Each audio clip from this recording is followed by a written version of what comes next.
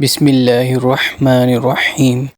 جو لوگ اپنی عورتوں سے تعلق نہ رکھنے کی قسم کھا بیٹھے ہیں ان کے لیے 4 مہینے کی مہلت ہے۔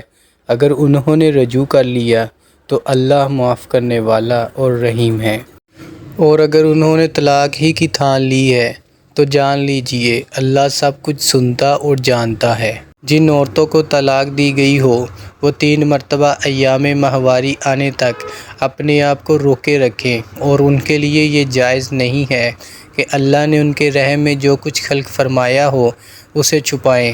انہیں ہرگز ایسا نہ کرنا چاہیے۔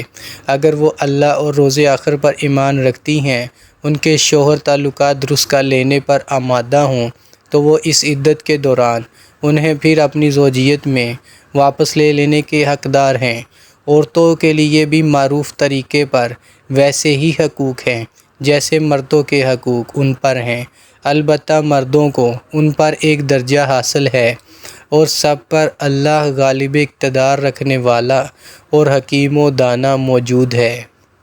طلاق 2 بار ہے، پھر یا تو سیدھی طرح عورت کو روک لیا جائے یا بھلے طریقے سے اس کو رخصت کر دیا جائے، اور رخصت کرتے ہوئے ایسا کرنا تمہارے لیے جائز نہیں ہے کہ جو کچھ تم انہیں دے چکے ہو اس میں سے کچھ واپس لے لو۔ البتہ یہ صورت مستثنیٰ ہے کہ زوجین کو اللہ کے حدود پر قائم نہ رہ سکنے کا اندیشہ ہو۔ ایسی صورت میں اگر تمہیں یہ خوف ہو کہ وہ دونوں حدود الہی پر قائم نہ رہیں گے تو ان دونوں کے درمیان یہ معاملہ ہو جانے میں مضائقہ نہیں کہ عورت اپنے شوہر کو کچھ معاوضہ دے کر علیحدگی حاصل کر لے۔ یہ اللہ کے مقرر کردہ حدود ہیں، ان سے تجاوز نہ کرو، اور جو لوگ حدود الہی سے تجاوز کریں وہی ظالم ہیں۔ پھر اگر 2 بار طلاق دینے کے بعد شوہر نے عورت کو تیسری بار طلاق دے دی تو وہ عورت پھر اس کے لیے حلال نہ ہوگی، الا یہ کہ اس کا نکاح کسی دوسرے شخص سے ہو اور وہ اسے طلاق دے دے۔ تب اگر پہلا شوہر اور یہ عورت دونوں یہ خیال کریں کہ حدود الہی پر قائم رہیں گے تو ان کے لیے ایک دوسرے کی طرف رجوع کر لینے میں کوئی مضائقہ نہیں۔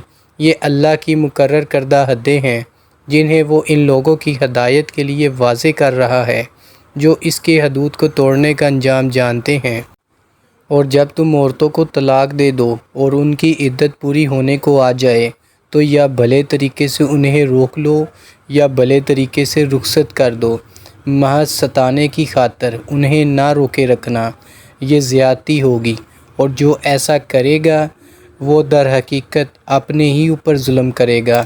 اللہ کی آیات کا کھیل نہ بناؤ۔ بھول نہ جاؤ کہ اللہ نے کس نعمت عظمیٰ سے تمہیں سرفراز کیا ہے۔ وہ تمہیں نصیحت کرتا ہے کہ جو کتاب اور حکمت اس نے تم پر نازل کی ہے اس کا احترام ملحوظ رکھو، اللہ سے ڈرو، اور خوب جان لو کہ اللہ کو ہر بات کی خبر ہے۔ جب تم اپنی عورتوں کو طلاق دے چکو اور وہ اپنی عدت پوری کر لیں تو پھر اس میں مانع نہ ہو کہ وہ اپنے زیر تجویز شوہروں سے نکاح کر لیں جبکہ وہ معروف طریقے سے باہم مناکحت پر راضی ہوں۔ تمہیں نصیحت کی جاتی ہے کہ ایسی حرکت ہرگز نہ کرنا۔ اگر تم اللہ اور روز آخر پر ایمان لانے والے ہو تمہارے لیے شائستہ اور پاکیزہ طریقہ یہی ہے کہ اس سے باز رہو، اللہ جانتا ہے تم نہیں جانتے۔ جو باپ چاہتے ہوں کہ ان کی اولاد پوری مدت رضاعت تک دودھ پیے تو مائیں اپنے بچوں کو کامل 2 سال دودھ پلائیں۔ اس صورت میں بچے کے باپ کو معروف طریقے سے انہیں کھانا کپڑا دینا ہوگا، مگر کسی پر اس کی وسعت سے بڑھ کر زور نہ ڈالنا چاہیے۔ نہ تو ماں کو اس وجہ سے تکلیف میں ڈالا جائے کہ بچہ اس کا ہے، اور نہ باپ ہی کو اس وجہ سے تنگ کیا جائے کہ بچہ اس کا ہے۔ دودھ پلانے والی کا یہ حق جیسا بچے کے باپ پر ہے ویسا ہی اس کے وارث پر بھی ہے، لیکن اگر فریقین باہمی رضامندی اور مشورے سے دودھ چھڑانا چاہیں تو ایسا کرنے میں کوئی مضائقہ نہیں، اور اگر تمہارا خیال اپنی اولاد کو کسی غیر عورت سے دودھ پلوانے کا ہو تو اس میں بھی کوئی حرج نہیں، بشرطے کہ اس کا جو کچھ معاوضہ طے کرو وہ معروف طریقے پر ادا کرو۔ اللہ سے ڈرو اور جان رکھو کہ جو کچھ تم کرتے ہو سب اللہ کی نظر میں ہے۔ تم میں سے جو لوگ مر جائیں ان کے پیچھے اگر ان کی بیویاں زندہ ہوں تو وہ اپنے آپ کو 4 مہینے 10 دن روکے رکھیں، پھر جب ان کی عدت پوری ہو جائے تو انہیں اختیار ہے اپنی ذات کے معاملے میں معروف طریقے سے جو چاہیں کریں، تم پر اس کی کوئی ذمہ داری نہیں، اللہ تم سب کے اعمال سے باخبر ہے۔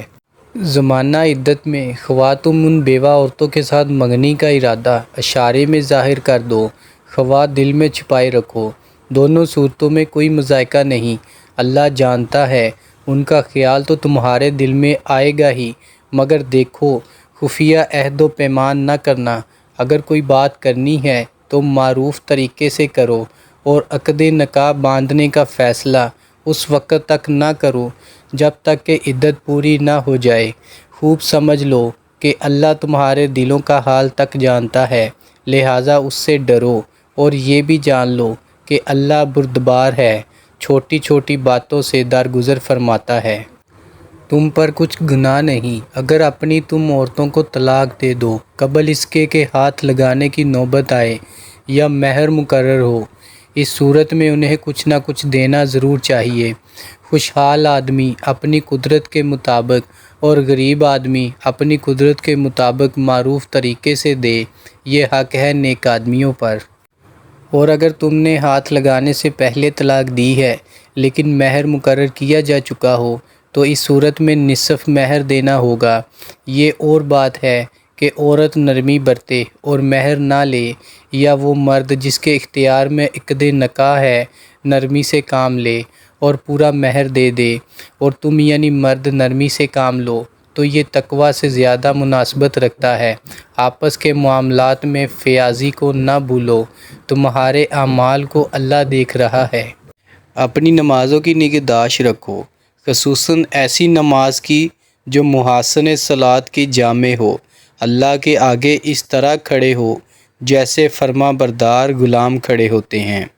بد امنی کی حالت ہو، خواہ پیدل ہو خواہ سوار، جس طرح ممکن ہو نماز پڑھو، اور جب امن میسر آ جائے تو اللہ کو اس طریقے سے یاد کرو جو اس نے تمہیں سکھا دیا ہے، جس سے تم پہلے نا واقف تھے۔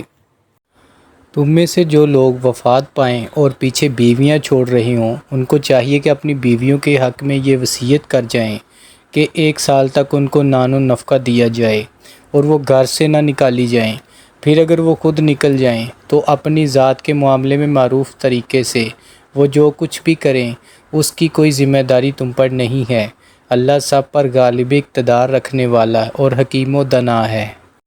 اسی طرح جن عورتوں کو طلاق دی گئی ہو انہیں بھی مناسب طور پر کچھ نہ کچھ دے کر رخصت کیا جائے، یہ حق ہے متقی لوگوں پر۔ اس طرح اللہ اپنے احکام تمہیں صاف صاف بتاتا ہے، امید ہے کہ تم سمجھ بوجھ کر کام کرو گے۔ تم نے ان لوگوں کے حال پر بھی کچھ غور کیا جو موت کے ڈر سے اپنے گھر بار چھوڑ کر نکلے تھے اور ہزاروں کی تعداد میں تھے، اللہ نے ان سے فرمایا مر جاؤ، پھر اس نے ان کو دوبارہ زندگی بخشی۔ حقیقت یہ ہے کہ اللہ انسان پر بڑا فضل فرمانے والا ہے، مگر اکثر لوگ شکر ادا نہیں کرتے۔ مسلمانوں، اللہ کی راہ میں جنگ کرو اور خوب جان رکھو کہ اللہ سننے والا اور جاننے والا ہے۔ تم میں کون ہے جو اللہ کو قرض حسن دے تاکہ اللہ اسے کئی گنا بڑھا چڑھا کر واپس کرے؟ گھٹانا بھی اللہ کے اختیار میں ہے اور بڑھانا بھی، اور اسی کی طرف تمہیں پلٹ کر جانا ہے۔ پھر تم نے اس معاملے پر بھی غور کیا جو موسیٰ علیہ السلام کے بعد سرداران بنی اسرائیل کو پیش آیا تھا۔ انہوں نے اپنے نبی سے کہا، ہمارے لیے ایک بادشاہ مقرر کر دو تاکہ ہم اللہ کی راہ میں جنگ کریں۔ نبی نے پوچھا، کہیں ایسا تو نہ ہوگا کہ تم کو لڑائی کا حکم دیا جائے اور پھر تم نہ لڑو؟ وہ کہنے لگے، بھلا یہ کیسے ہو سکتا ہے کہ ہم راہ خدا میں نہ لڑیں جب کہ ہمیں اپنے گھروں سے نکال دیا گیا ہے اور ہمارے بال بچے ہم سے جدا کر دیے گئے ہیں؟ مگر جب ان کو جنگ کا حکم دیا گیا تو ایک قلیل تعداد کے سوا وہ سب پیٹھ موڑ گئے، اور اللہ ان میں سے ایک ایک ظالم کو جانتا ہے۔ ان کے نبی نے ان سے کہا کہ اللہ نے طالوت کو تمہارے لیے بادشاہ مقرر کیا ہے۔ یہ سن کر وہ بولے، ہم پر بادشاہ بننے کا وہ کیسے حقدار ہو گیا؟ اس کے مقابلے میں بادشاہی کے لیے ہم زیادہ مستحق ہیں، وہ تو کوئی بڑا مالدار آدمی نہیں ہے۔ نبی نے جواب دیا، اللہ نے تمہارے مقابلے میں اسی کو منتخب کیا ہے اور اس کو دماغی اور جسمانی دونوں قسم کی اہلیت فراوانی کے ساتھ عطا فرمائی ہیں، اور اللہ کو اختیار ہے کہ اپنا ملک جسے چاہے دے۔ اللہ بڑی وسعت رکھتا ہے اور سب کچھ اس کے علم میں ہے۔ اس کے ساتھ ان کے نبی نے ان کو یہ بھی بتایا کہ خدا کی طرف سے اس کے بادشاہ مقرر ہونے کی علامت یہ ہے کہ اس کے عہد میں وہ صندوق تمہیں واپس مل جائے گا جس میں تمہارے رب کی طرف سے تمہارے لیے سکون قلب کا سامان ہے، جس میں آل موسیٰ اور آل ہارون کے چھوڑے ہوئے تبرکات ہیں، اور جس کو اس وقت فرشتے سنبھالے ہوئے ہیں۔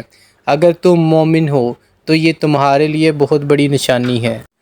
پھر جب طالوت لشکر لے کر چلا تو اس نے کہا، ایک دریا پر اللہ کی طرف سے تمہاری آزمائش ہونے والی ہے، جو اس کا پانی پیے گا وہ میرا ساتھی نہیں، میرا ساتھی صرف وہ ہے جو اس سے پیاس نہ بجھائے۔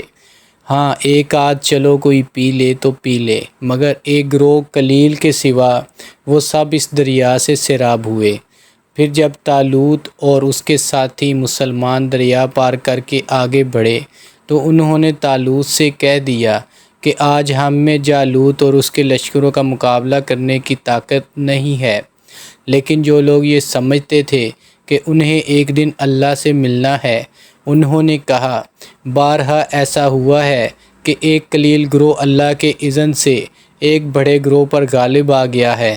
اللہ صبر کرنے والوں کا ساتھی ہے۔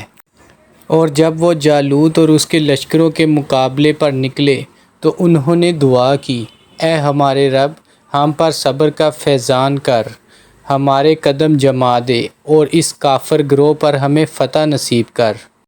آخرکار اللہ کے اذن سے انہوں نے کافروں کو مار بھگایا اور داؤد نے جالوت کو قتل کر دیا، اور اللہ نے اسے سلطنت اور حکمت سے نوازا اور جن جن چیزوں کا چاہا اس کو علم دیا۔ اگر اس طرح اللہ انسانوں کے ایک گروہ کو دوسرے گروہ کے ذریعے ہٹاتا نہ تو زمین کا نظام بگڑ جاتا، لیکن دنیا کے لوگوں پر اللہ کا بڑا فضل ہے کہ وہ اس طرح دفع فساد کا انتظام کرتا رہتا ہے۔ یہ اللہ کی آیات ہیں جو ہم ٹھیک ٹھیک تم کو سنا رہے ہیں، اور تم یقیناً ان لوگوں میں سے ہو جو رسول بنا کر بھیجے گئے ہیں۔ یہ رسول جو ہماری طرف سے انسانوں کی ہدایت پر مامور ہوئے، ہم نے ان کو ایک دوسرے سے بڑھ چڑھ کر مرتبے عطا کیے۔ ان میں کوئی ایسا تھا جس سے خدا خود ہم کلام ہوا، کسی کو اس نے دوسری حیثیتوں سے بلند درجے دیے، اور آخر میں عیسیٰ ابن مریم کو روشن نشانیاں عطا کیں اور روح پاک سے اس کی مدد کی۔ اگر اللہ چاہتا تو ممکن نہ تھا کہ ان رسولوں کے بعد جو لوگ روشن نشانیاں دیکھ چکے تھے وہ آپس میں لڑتے، مگر اللہ کی مشیت یہ نہ تھی کہ وہ لوگوں کو جبراً اختلاف سے روکے۔ اس وجہ سے انہوں نے باہم اختلاف کیا، پھر کوئی ایمان لایا اور کسی نے کفر کی راہ اختیار کی۔ ہاں اللہ چاہتا تو وہ ہرگز نہ لڑتے، مگر اللہ جو چاہتا ہے کرتا ہے۔ اے لوگو جو ایمان لائے ہو، جو کچھ مال و متاع ہم نے تم کو بخشا ہے اس میں سے خرچ کرو، قبل اس کے کہ وہ دن آئے جس میں نہ خرید و فروخت ہوگی، نہ دوستی کام آئے گی اور نہ سفارش چلے گی، اور ظالم اصل میں وہی ہیں جو کفر کی روش اختیار کرتے ہیں۔ اللہ وہ زندہ جاوید ہستی جو تمام کائنات کو سنبھالے ہوئے ہے، اس کے سوا کوئی خدا نہیں ہے۔ وہ نہ سوتا ہے اور نہ اسے اونگ لگتی ہے۔ زمین اور آسمانوں میں جو کچھ ہے اس کا ہے۔ کون ہے جو اس کی جناب میں اس کی اجازت کے بغیر سفارش کر سکے؟ جو کچھ بندوں کے سامنے ہے اسے بھی وہ جانتا ہے، اور جو کچھ ان سے اوجھل ہے اس سے بھی وہ واقف ہے، اور اس کی معلومات میں سے کوئی چیز ان کی گرفت ادراک میں نہیں آ سکتی۔ الا یہ کہ کسی چیز کا علم وہ خود ہی ان کو دینا چاہے۔